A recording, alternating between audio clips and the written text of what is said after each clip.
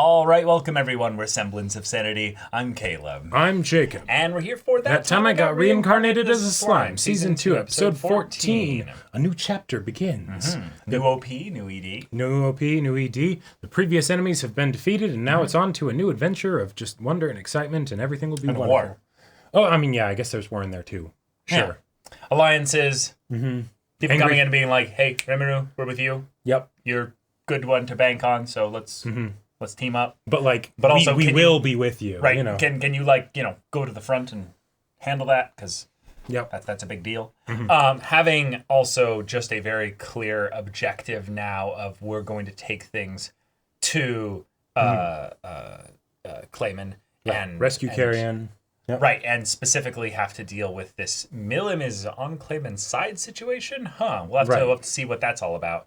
And also just now having everyone be way more powerful. We're going from high fantasy to epic high fantasy. Truly crazy levels of power escalation. Yeah, everyone is cresting towards that sweet, sweet level 20 adventurer status here. Basically gods. Yeah. Shion can cook.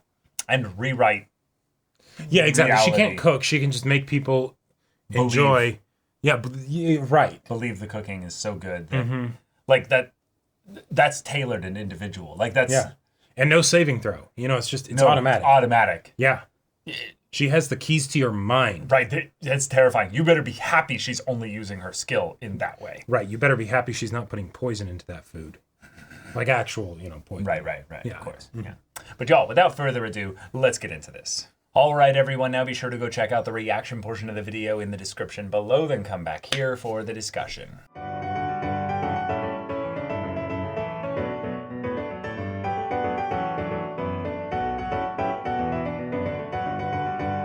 All right, y'all, so we got ourselves a bunch of recap, we got ourselves a bunch of lore, and we got ourselves a bunch of exposition. Right. The alliances are set. We have two kingdoms backing Tempest, and then, of course, the Beast group as well that was wiped out, but still... But some of them are still around. Yeah, they're going to be on Rimuru's side. But there's also bigger forces and other forces, which I'm kind of glad the recap was given, because not just was the previous stuff a whole bunch of exposition as well. The stuff that they're bringing up is from Season 1 stuff, which we watched years and years and years ago. That too, yes. So having characters like the manga guy actually be someone who's playing some kind of game here with all this. Right, okay, cool. Yeah, he's allied at the very least with Clayman, or is kind of hiding behind Clayman, is interesting. But for now, he's suspicious. He's more mysterious as to maybe the way this ties in with just people being summoned here in general, Right. We have, the previous episode gave us a concrete objective, and now it's the set the stage for all the different pieces and players that are going to be involved. Right. And the thing is that since a bunch of them are either new or we never really got in-depth focus on them, we're going to be getting a lot of introductions. Right. And so this kind of spearheaded it, but there's still going to be a lot more that we need. I still don't feel like I have the full picture of what's kind of going on, I feel like I'm getting an outline. Yeah, the main thing I can see right now is that the beginning of this is going to focus on how the church sees them as an inherent threat because they're monsters. But if the church is specifically one that is being masterminded by a demon lord, Valentine or what have you, that is a cool way to subvert the subversion. And instead of having the church actually all be corrupt and evil, it's about how the church is good, but the leader at the top is using that for whatever their reasons are.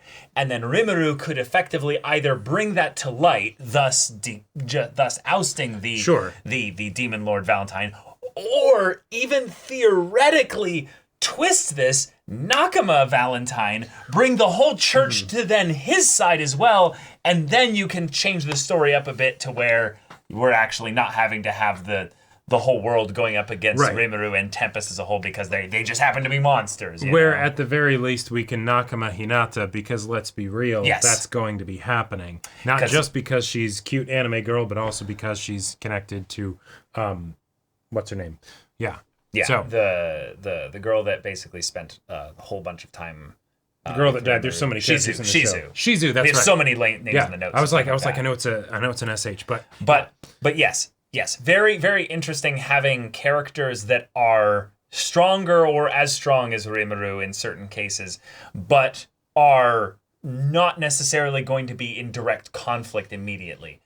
So Rimuru can do his diplomacy thing, maybe, but not right now with regards to the church, because they have their whole thing against dealing with monsters. So I feel like they can focus on that for now, and the stuff that's going on for the viewer, us, which is like the big stuff in the background, Rimuru's not going to encounter that anytime soon. But I do think it's something where it seems to me like they're setting up something for the post aftermath of when they try and rescue Carrion, because I could totally see it being something where it's like that. Okay, we get Carrion. That's when Demon Lord's sort of taken out of the mix. We're trying to go after Rimuru or something like that. You know, like we can finagle this so that way Carrion's followers get desperate. Whatever, people become predictable, and then we can do something, have it be a trap, something like that. I don't know.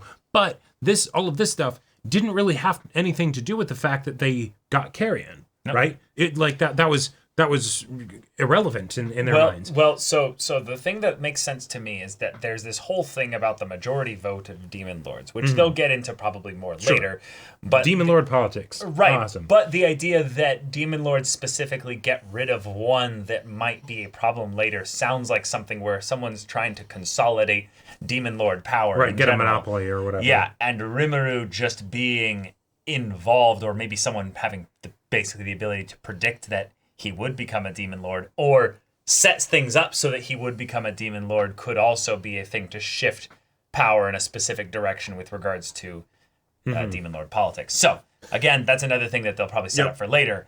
But, the main thing that I would like to see at this point is that given that the church is the puppet of a vampire Demon Lord.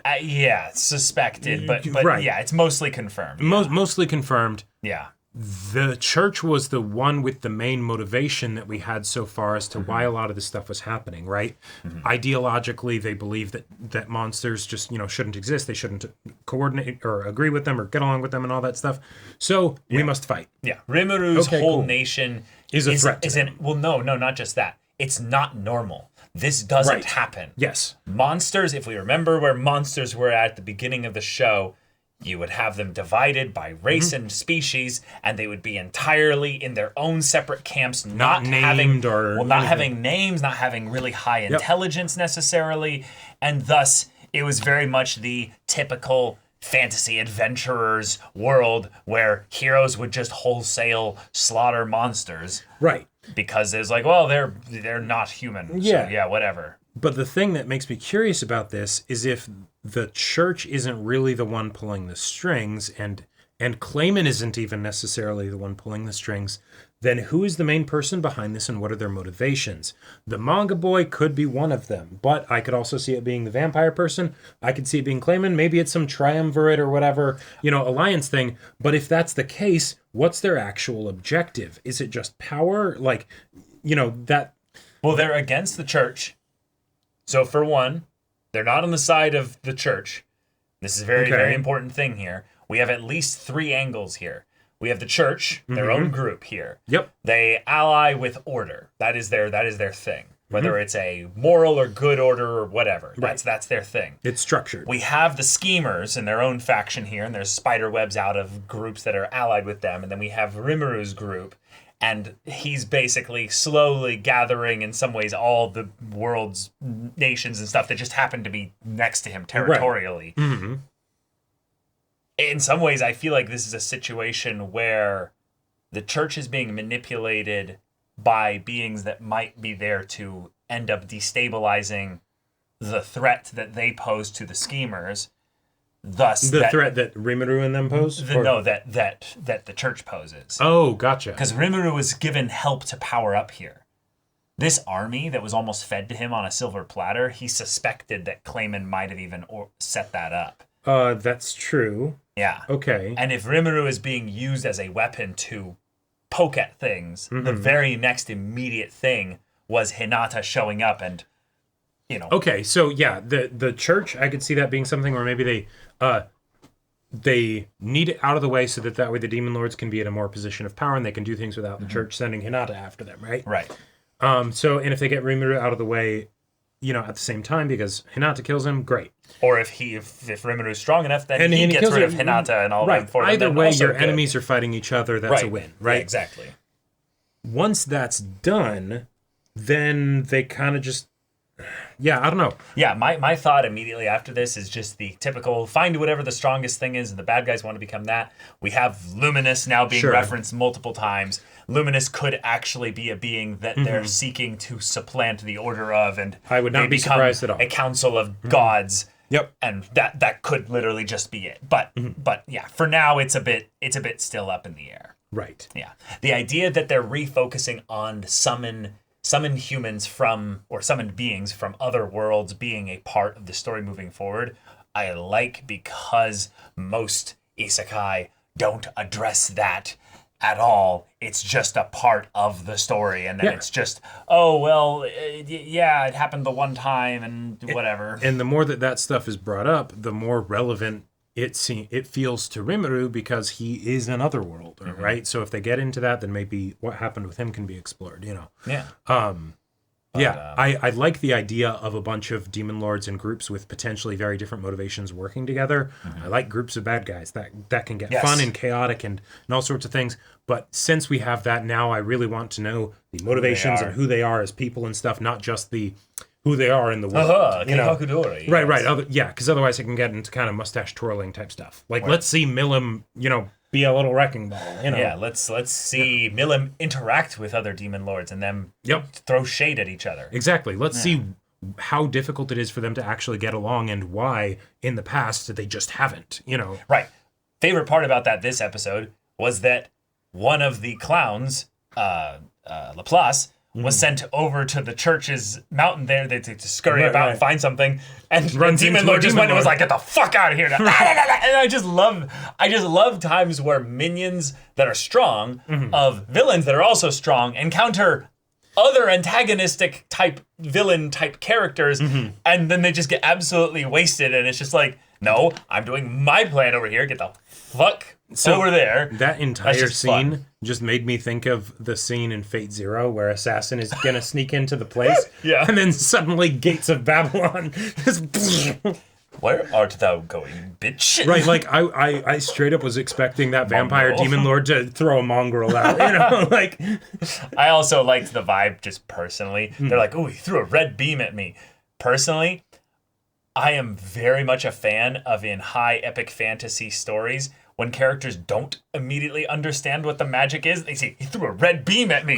Meaning, like, it's the idea that it's the, I don't know what that shit was, but it really hurt. Right. I didn't like it. And then immediately the demon lord in the homunculus' body is like, that's a specific type of blood magic that's very powerful. That means it's probably Valentine, which means they're really strong and that you're lucky you're alive. Right. So it's a sneaky way to do exposition, but it's a funny thing for me personally, because I'm tired of people immediately going, clearly the dark arts of blood magic. Well, and I'm like, but also the power of the thing is dictated by the color of the energy beam that they can shoot. Right. So you have the characters actually be like, what the fuck does red mean? Like, my genius deduction, it's blood related. And then the people just go, wow, so original. Or my favorite idea to think about it is that Laplace is actually like really weak in the Demon Lord scale of things. I mean, so he's got the... Right. But my man literally just cast Eldritch Blast at him and he ran away screaming. Like, he just cantripped at him. He's like, get off. And he's like, oh my God. It had a range. It dealt force damage. Bro, that was a D10. Like, you could have taken 3 of those and you would have been fine. He was going to cast 3 in one action, though. I'm sorry, that was only 3. He was under level 17. Yeah, of course. Yeah. But okay, Demon Lords are only like just able to cast 8th level spells. Yeah, I am curious, like, because we had the whole thing of like, when these 2 demon lords, whenever they fought, the collateral damage was incalculable. It was crazy.